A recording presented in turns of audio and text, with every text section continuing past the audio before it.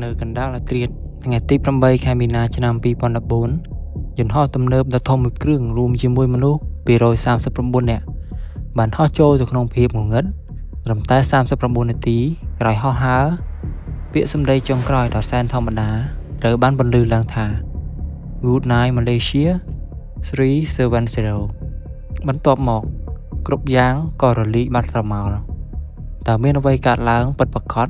ឃាតកម្មភេរវកម្មឬជាការរៀបចំទុកជាមុនថ្ងៃនេះយើងនឹងវែកញែករឿងក្តីបាត់ខ្លួនដែលអាចកំបាំងបំផុតក្នុងប្រវត្តិសាស្ត្រមនុស្សជាតិ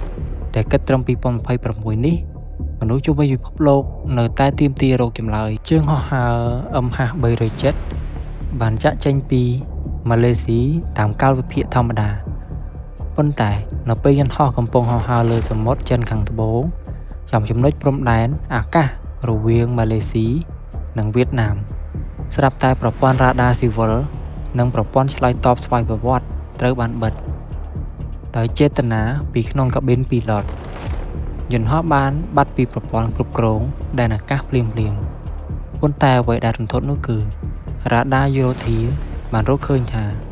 យន្តហោះនោះមិនបានធ្លាក់ភ្លាមទេវាបានបត់ត្រឡប់មកក្រោយយ៉ាងលឿនសម្ដៅទៅលើមហាសមុទ្រឥណ្ឌាវិញជាច្រើនឆ្នាំកន្លងផុតទៅគ្មាននរណាដឹងថាហេតុអ្វីបានជាយន្តហោះបត់នោះទេនាំឲ្យកើតមានទ្រឹស្ដីធំចំនួន3ទ្រឹស្ដីទី1ពីឡុតធ្វើអត្តឃាតមនុស្សជាច្រើនសង្ស័យលើតែនសាហារីគេបានរកឃើញថាគាត់បានប្រើប្រាស់ប្រព័ន្ធ simulator នៅក្នុងផ្ទះដើម្បីវឹកហាត់បើកបបលើយន្តហោះហើយចម្លែកមួយចូលទៅក្នុងភាគខាងត្បូងមហាសមុទ្រឥណ្ឌាដែលដេញដោលគ្នានឹងផ្លូវងងឹតរបស់ MH370 ទ្រឹស្ដីទី2ការលួចប្លន់ឬការជ្រៀតជ្រែកតើមានជនទី3លបចូលក្នុងបន្ទប់បញ្ជារួចបង្ខំឲ្យបិទប្រព័ន្ធតាក់ទងទាំងអស់ដែរឬទេទ្រឹស្ដីទី3គ្រោះថ្នាក់បច្ចេកទេសនិងកង្វះអុកស៊ីសែនមានការសន្និដ្ឋានថាយន្តហោះអាចនឹងធ្លាយក្នុងខ្យល់ធ្វើឲ្យមនុស្សគ្រប់គ្នានៅលើយន្តហោះសន្លប់បាត់ស្មារតីហើយយន្តហោះបានហោះក្នុងរបៀបស្វ័យប្រវត្តិរហូតអស់ប្រេងរួចក៏ធ្លាក់ចូលបាតសមុទ្រ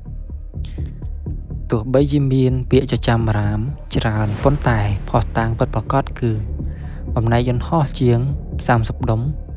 ដែលត្រូវបានទឹកបក់បោកមកទៅលើឆ្នេរសមុទ្រអាហ្វ្រិកនិងកោះក្បែរនោះវាបញ្ជាក់ថា MH370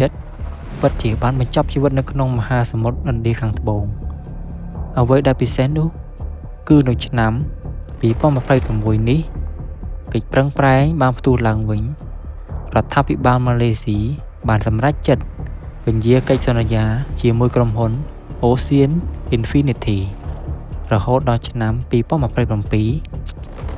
ក្រោមលក្ខខណ្ឌរកមិនឃើញមិនយកប្រាក់ពួកគេកំពុងប្រើប្រាស់ដ្រូនក្រោមទឹកទំនើបបំផុតដើម្បីរកលើផ្ទៃដីដែលនៅសល់ក្នុងក្តីសង្ឃឹមចុងក្រោយជាង12ឆ្នាំនៃការរងចាំសម្រាប់ក្រុមគ្រួសារជនរងគ្រោះ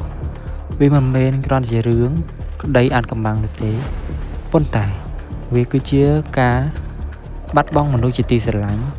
ដែលគ្មានសូម្បីតែសាកសពធ្វើបុណ្យតើបច្ចេកវិទ្យានៅឆ្នាំនេះអាចនឹងរកឃើញប្រអប់ខ្មៅដើម្បីលាតត្រដាងការពិតដែរឬទេចូលរួមបញ្ចេញមតិខាងក្រោមទាំងអស់គ្នា